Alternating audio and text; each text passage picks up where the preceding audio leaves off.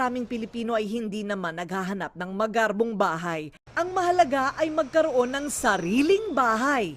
Tama? Tama! Sina Joey, Lerma, at Armando, ilan lang sa mga karaniwang Pinoy na kumikita ng husto lang sa pang-araw-araw na gastos. Pero ano ang meron sila ngayon? Aba, may sarili na silang lupa at bahay. Alam nyo ba, abot kaya na ng bulsa ang modernong bahay na ito sa isang subdivision sa General Trias sa Cavite. Nagkaroon kasi ng need for affordable housing sa Pilipinas para maka-reach out din kami dun sa mga pamilya na nangangarap na magkaroon ng sariling bahay. Sa halagang 2.5 lang, magkakaroon ka ng sariling bahay at lupa. Hanggang ngayon ay hindi pa rin makapaniwala si Mang Joey na may bahay na siya para sa kanyang mag-iina. Doon sa inuupahan ko, 3.5. Nag-decide yung asawa ko na kumuha na kami dito para yung aming pinangungupahan balang araw sa amin na. Nag-usap po kaming mag-asawa, sabi ko sa kanya, kaysa naman upa ng upa tayo, ito magiging sa atin na. Tahimik po siya, tsaka secured talaga, pati yung mga bata secured talaga sila. Kumikita lang siya ng 8,000 piso sa pagre-repair sa mga relo kada buwan. Bukod sa pagkain, binabudget din niya sa pag-aaral ng kanyang 2 anak.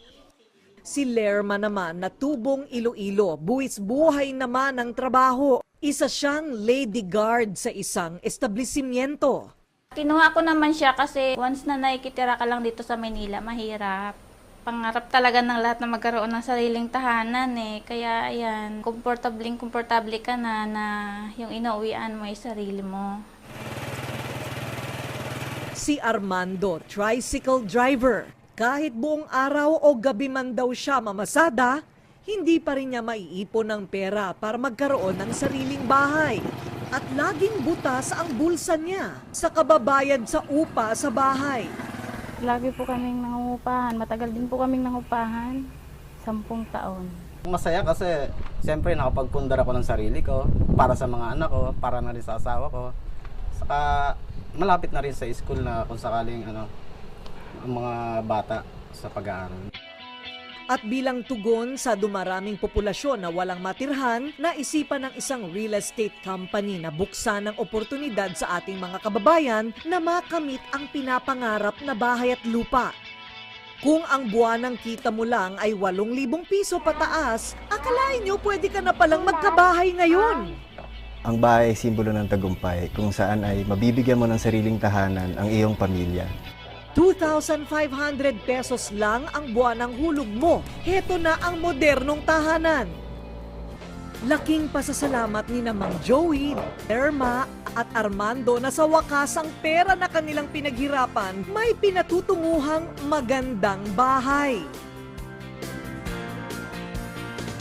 Hindi man ito marangyang kastilyo o kaya naman ay pyramid na yari sa bato, o bahay na kasing laki ng barko, ordinaryo man. Ang importante ay may silong sa ulunan at matatawag na sarili. Isang bahay na puno ng ligaya at buhay na sagana.